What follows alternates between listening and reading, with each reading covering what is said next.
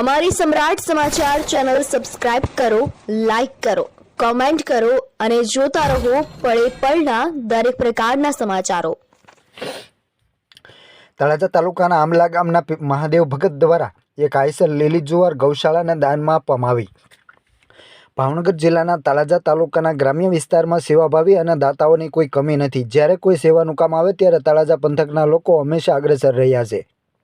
ત્યારે આજે જાણવા મળતી માહિતી મુજબ તળાજા તાલુકાના પિથલપુર આંબળા ગામના મહાદેવ ભગત તરફથી એક આઈસર ગાયો માટે લીલી જુવાર આપવામાં આવી હતી।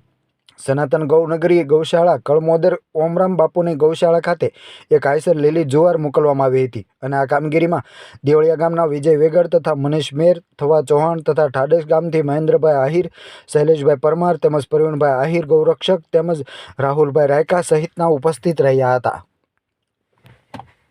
જય શ્રી રામ, જય ગૌ માતા।